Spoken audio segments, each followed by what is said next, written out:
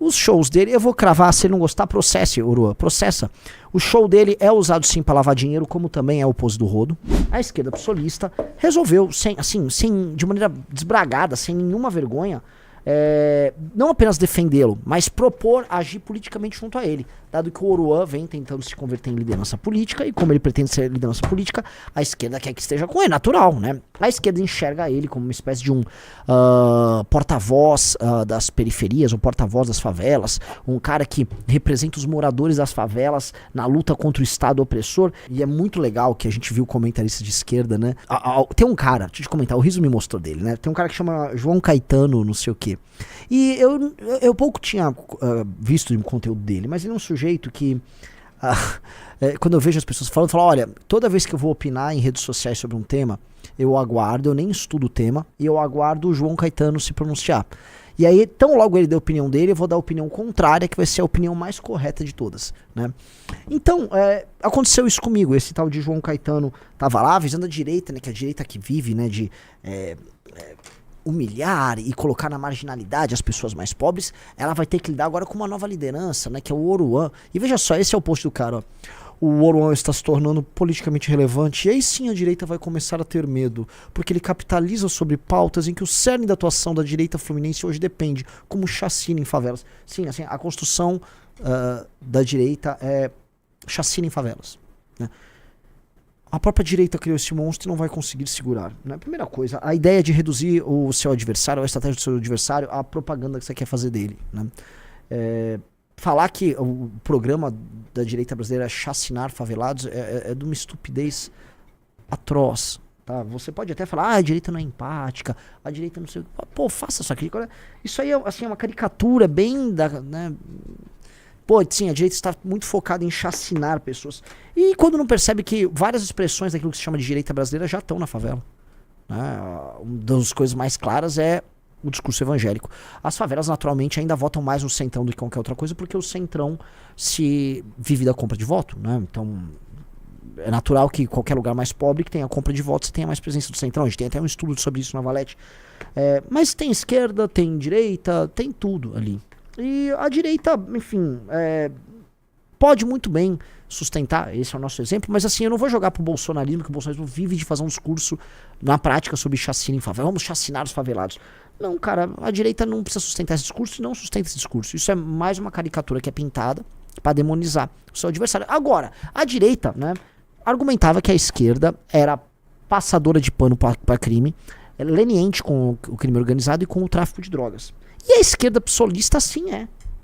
O problema é o seguinte, você pode pegar alguns elementos da direita, especialmente a direita bolsonarista, que coadunam com milícia. E o bolsonarismo, a gente pode pegar o gabinete do Flávio Bolsonaro, e muitos elementos do bolsonarismo coadunam e tem um flerte com milícia. Sim. Um partido inteiro, que é o PSOL, franjas inteiras do PT, não é que flertam, falam abertamente com o crime organizado e topam jogar juntos com representantes do crime organizado. O Oruan não vai ser tratado aqui como um cantor. O Oruan é filho do Marcinho VP. O Oruan é uma liderança do Comando Vermelho. O Oruan se coloca como uma liderança política nas regiões controladas pelo Comando Vermelho. Eu acho muito engraçado, porque quando ele faz esse discurso sobre favela, ô Riso, ele não vai fazer esse discurso numa área do TCP, né? Ele vai fazer esse discurso... né? Então, assim, a periferia dele é basicamente a periferia controlada por ele. Então, isso torná-lo uma liderança, né, legítima, política, em regiões específicas, é basicamente atender ao interesse do Comando Vermelho, que quer fazer e exercer o controle político sobre essas regiões. Então, ganha-ganha pro PSOL e pro Comando Vermelho, né? E é isso que o Oruan é. O Oruan é porta-voz do crime organizado, trabalha como um porta-voz do crime organizado, quer ser porta-voz do crime organizado, quer institucionalizar o crime organizado como força ali. E esses caras acham, a direita... Tá, passando a fase da caricatura, né? A esquerda, vamos dizer, dá um match com a própria caricatura, vamos dizer, com uma energia muito maior que a direita. Muito maior, né? Então você pode até ter elementos que deem aso ali à caricatura da direita e da esquerda. Só que os elementos da esquerda são elementos praticamente institucionais. Tem livros publicados, você vai ter uma construção de quase um ideário romântico do bandido, né? Você tem participação e atuação do crime organizado junto com a esquerda em filmes e documentários, em ONGs. Estava com a moça lá do Intercept que recebe dinheiro ou recebeu dinheiro da Open Society Foundation, atuando aqui no Brasil, defendendo a mesma agenda do crime organizado, né? Toda essa galera defendendo a agenda do crime organizado, todo mundo junto defendendo a porra da mesma agenda, uma agenda pró-crime organizado. Mas você não vai conseguir encontrar esse paralelo tão bem feito, tão construído com a direita, né? Ainda que a gente encontre no bolsonarismo elementos ali que realmente, né? E é por isso que o bolsonarismo é um problema para a direita como um todo. Há mais um ponto, o bolsonarismo também não articula esse discurso, né, de maneira tão intensa, né? O discurso de maneira oficial. Posto isso, né? Porque acho que é importante fazer essa distinção. Não é bom, definitivamente não é bom para a esquerda se vincular oficialmente ao Comando Vermelho. Mas eles não conseguem se segurar. Tá? Para nós, da direita, que propomos, veja só, uma guerra contra o crime organizado e propomos o seguinte entendimento: o crime organizado existe, o Brasil está se tornando um narco-estado e não há resposta a se dar que não seja através de uma guerra e do prendeu, matou. Prendeu e matou. Prendeu ou matou, depende da circunstância, mas vai ter que ser isso. E há uma direita, que é a nossa direita, propondo isso. E é uma direita que está crescendo e que está cumprindo seu papel.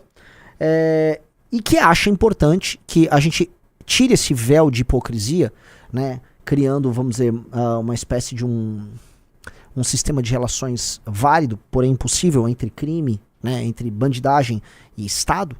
E aí a gente pinte as coisas como elas realmente são, que é crime organizado, precisa ser destruído, faz ocupação territorial e é terrorista. E o Estado brasileiro precisa enfrentar e parar de postergar, vamos dizer, esse desafio. E como isso é bom, nós vamos defender. E a esquerda vai tentar, vamos dizer, se aliar ao crime. Então o que está acontecendo, que é maravilhoso, é a esquerda está buscando uma aliança com o crime organizado. E a esquerda passou o fim de semana agora buscando uma aliança com o crime organizado, caralho. Vocês estão percebendo? Oficialmente, lideranças da esquerda brasileira, né, a Erika Hilton, a modelo Erika Hilton, a lindíssima Erika Hilton, e aí aquele patético galo de luta, vieram a público propor uma aliança, inclusive fazer o seu letramento, né? Veja só que interessante. Oi, Oruan! Muita gente já te indicou leituras importantes, mas a transformação vem principalmente da organização coletiva. Não existe saída individual para problemas que são estruturais. Minha sugestão é que você se conecte com quem já constrói essa luta há anos, com coragem e compromisso com as favelas. No Rio, por exemplo, tem o Instituto DPN. Perto de você tem a Catiuxa Ribeiro, que é referência na luta antirracista e madrinha do cabelinho. E para se aproximar da comunidade LGBTQIA+, recomendo a entidade Maré, um coletivo de artistas da Maré.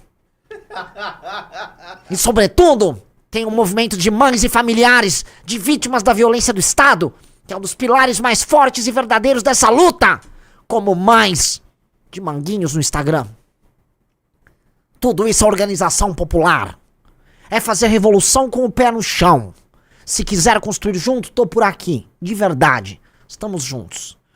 Essa foi a Erika Hilton, né? Então a Erika Hilton disse que tá junto, que tá propondo. Propôs, inclusive, né, os seus aliados ali, que se encontrem com o Oruan e tal.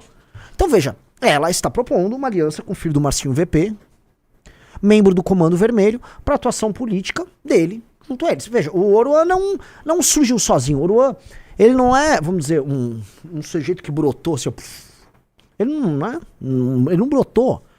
O Oruan existe enquanto um fenômeno cultural e político dessas favelas por conta do Comando Vermelho. O discurso dele é do Comando Vermelho, ele atua dentro do Comando Vermelho. Os shows dele, eu vou cravar, se ele não gostar, processe, Oruan, processa.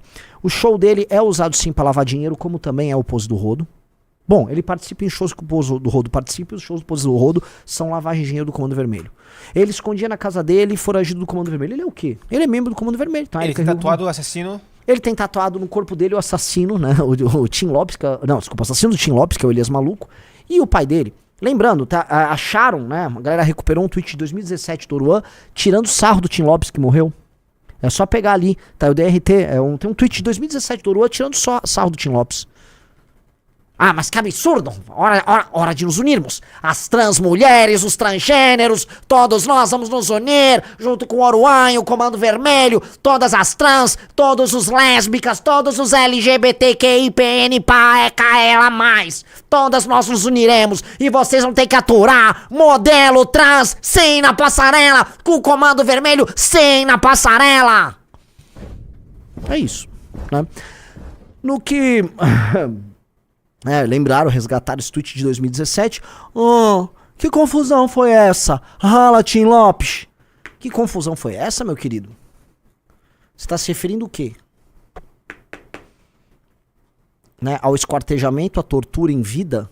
Não existe tortura em morte, né? Ao esquartejamento, à tortura, à decapitação de um jornalista, praticada pelo seu tio de criação, que você disse, ele tem os erros dele. Tipo, decapitar uma pessoa, praticar tortura com um sujeito é um erro? Após estar sendo investigado por uma série de estupros e abusos de menores de idade cometido por membros da sua facção? É com esse cara que a esquerda psolista quer dialogar. Não dialogar. A esquerda psolista tá tendo sonhos molhados que esse sujeito vai liderar uma espécie de uma rebelião popular. A revolução virá. Finalmente chegaram, né, nos bandidos. Não é apenas o lumpesinato que tá junto, aquele, né, as trans. Não, é o cara que tá lá embaixo, é o traficante de droga. Agora ele tá armado. Agora acontece a revolução. Agora vem a revolução. A revolução vem, tá? Se foi, Rafael Almeida Riso? Eu tô muito curioso. Por que a Erika Hilton não esqueceu de algumas atuações do PSOL? De algumas ONGs do PSOL? Por que ela não sugeriu o Oruan atuar politicamente junto com a ONG Pacto Social Carcerário? Que fez os filmes O Grito, que teve a Nelly Franco, o Barroso, o próprio Oruan e a mãe do Marcola. Por que ela também não sugeriu a atuação, por exemplo, da ONG Instituto Liberdade Amazonas, eu acho? Sim, da Dama do Tráfico. A Dama do Tráfico foi levada até o Ministério da Justiça junto com a ex-deputada do PSOL também, Juliana Rocha. Sim. Ela esqueceu essas atuações políticas, né? Mas eu vou te falar uma coisa, Riso, não dá nem pra, vamos dizer, fazer a crítica à hipocrisia ou esquecimento, porque ela tá sendo bem clara no que ela tá fazendo. Acho que só não coube mesmo no textão dela. Porque tá bem claro que ela pretende se aliar com o Comando Vermelho. Bota o Galo de Luta, que é um sujeito patético, né? Vou colocar um sujeito patético. Ele tentou queimar uma estátua e perdeu. E o Galo de Luta foi lá chamando o Oruan de aliado, né? Não, vamos se encontrar aí, tá ligado? Os aliados. Aí, ó. Aí, chama nós, aliado, vamos se aproximar. Chama nós, aliado, vamos se aproximar. Maravilhoso. Tudo isso é maravilhoso. Eu vou trazer um entendimento pra vocês por que é maravilhoso. Tem gente da direita que tem muita inveja do MBL, muita inveja. E que vê tudo que o MBL faz como um problema, aí tem que ficar diminuindo ou tentando nos culpabilizar sobre isso, né? Ainda mais quando a gente acerta. Quando a gente acerta, as pessoas ficam lá tentando atacar e aí fica pior. São pessoas que querem colocar as coisas sob a seguinte lógica. O MBL está levantando o Oruan, agora nós temos um problemão. Né? Desde quando isso é um problema? O Oruan é gigante, independente do MBL. A gente não tornou o Oruan mais ou menos famoso. Só que o que a gente fez foi direcionar essa energia do Oruan, que estava aqui, ela veio pra cá, um pouquinho pra cá. Como? Puxando ele, a lei anti-Oruan, as exposições que a gente faz do passado dele. Tudo que foi feito, mexeu com o cara começa a errar. E o cara começa a aceitar uma espécie de uma vocação, eu comentei, tá lá no Valete Plus, uma espécie de uma vocação quase genética que ele tem, tá? Em representar o pai. É um lance assim, ele quer se sentir como um sucessor do pai. Ele é um príncipe que precisa de um reino. Eu já comentei aqui na live, é muito estranho. Tem algo de Hamlet no Oruan. E tem algo de... Olha o que eu vou colocar, que tem que ser muito cuidadoso pra alguém fazer o corte. Estou falando aqui de um bandido, um retardado mental que parece uma lombriga. Dito isso, há uma noção de exercício de poder, né, hereditário, quase aristocrático por parte dele. Que é parte de um bando invasor, é um bandido, é um bando que faz exercício da política através da violência e que se comporta de maneira violenta, e ele quer agora, enquanto líder do bando, assumir uma espécie de um segundo passo, que é se tornar um líder legítimo para aquela população dominada por eles. Você entende? todo sistema de relações sociais que pressupõe uma imposição de uma elite através da violência, ele não pode sustentar ao longo do tempo só com violência. Se você impõe uma minoria armada sobre uma maioria desarmada, você consegue por um tempo segurar via opressão. Mas depois você vai ter que criar sistemas de validação ideológica daquela hierarquia, entendeu? Por exemplo, uma coisa que é muito clara, que serve para fazer estudos nessa área, que é um caso muito louco, é o caso indiano. Né? O caso indiano, o que ele nos entrega? Quando você teve a invasão dos povos indo-arianos, tá? Naquela região que hoje compreende a Índia, eles eram uma minoria. Né? Eles foram chegando, foram migrações, foram invasões, foi violento, foram acomodações, chame do que quiser. Você pegou uma determinada sociedade minoritária, oriunda da estepe, esses caras se tornaram detentores daquelas regiões, praticaram conflitos, a maior parte dos conflitos entre eles, dominaram a população local, se misturaram à população local e criaram um sistema de validação dessa hierarquia que é amarrado pela própria religião, que é o sistema de castas. Então você consegue criar uma hierarquia social e a justificativa de uma, vamos dizer, de uma imposição política desses invasores sobre os locais, que é um sistema presente até hoje.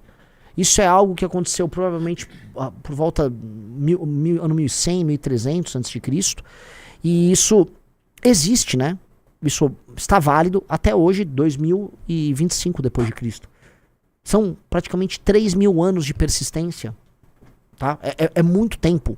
Em termos, vamos dizer, de civilização e tal, isso é antiquíssimo. E a gente vai encontrar outros modelos de imposição e de validação de elite sobre a população local.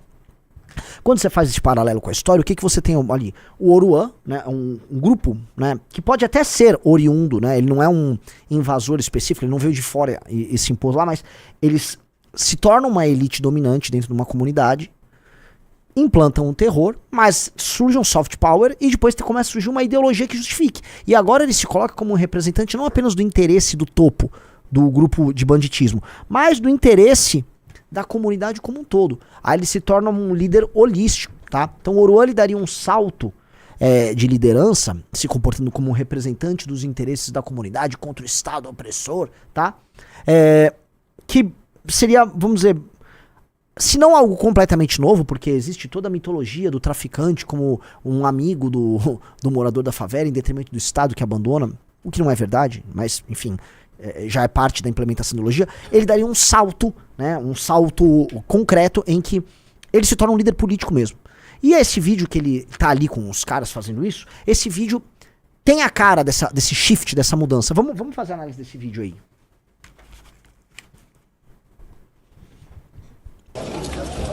Ontem o Estado teve uma festa aqui no Santa Amaro, ele baleou 5 moradores e matou um inocente. Até quando vão ficar matando meu povo e não vai acontecer nada? Quer acabar com o favelado? Por que não tá com a bomba aqui, ver se resolve? De quê? Primeira coisa, né, você percebe, cara não tem nenhum dom da oratória, né? Tem muita gente muito preocupada em o cara naturalmente se estabelecer como uma líder, com uma oratória dessa não tem tanto assim a se preocupar, né? O cara fala qualquer coisa, tem aqueles lapsos, né? Assim, aquele momento de silêncio que ele não consegue concatenar, juntar uma frase com a outra, é bem complicado. Mas vamos lá, dá o play. Ele fala meu povo, volta um pouco que ele fala meu povo.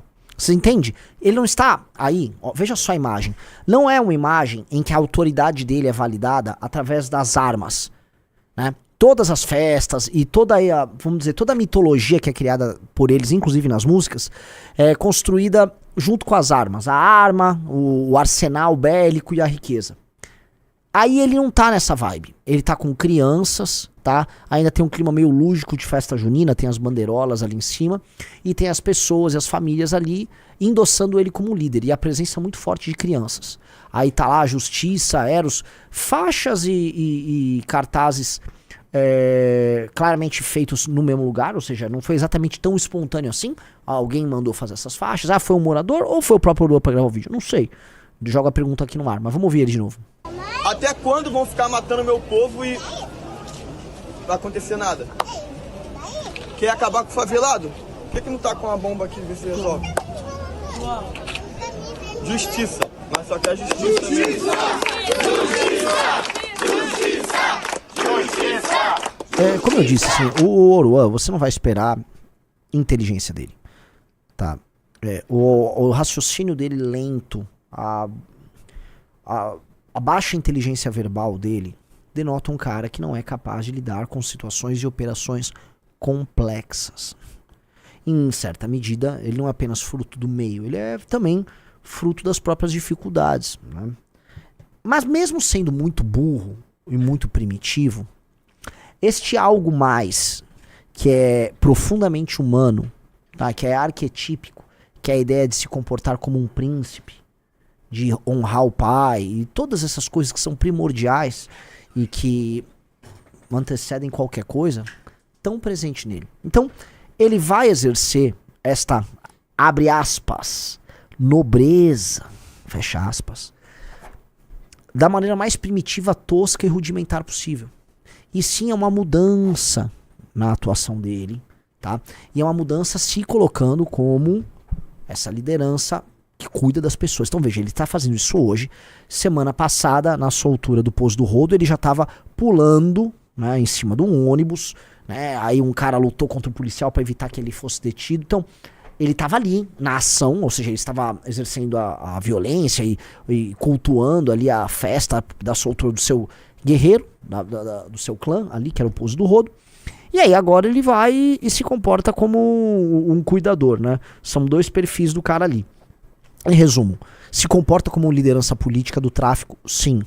E como uma liderança pública do tráfico para as pessoas e para a sociedade civil.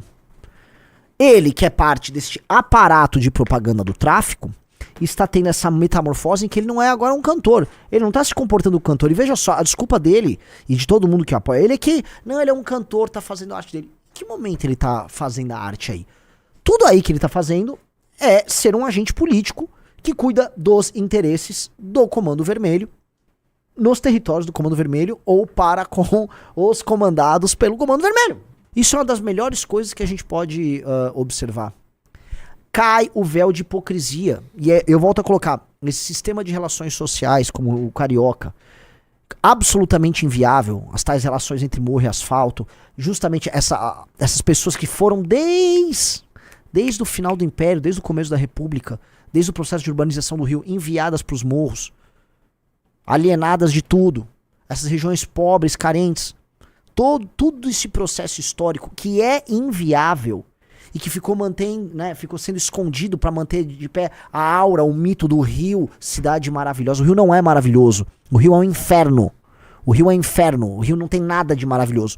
Toda essa mentira, essa mentira que foi vomitada, tá, pelas bossas novas, pelas Rede Globos, pelos Rio 40 graus, cidade Margarida, toda aquela merda, tá? Toda aquela merda tá tão inviável, tá tão desgraçadamente inviável, que ele ter assumido que eu sou só uma liderança política e a esquerda ter validado, nos obriga como sociedade a ter que encarar o problema. E isso é bom pra caramba, galera. Isso é bom pra caramba. Isso é uma das melhores notícias que nós temos. Não esquece de curtir e se inscrever. E nos vemos no próximo vídeo aqui no Toca da Onça. Obrigado.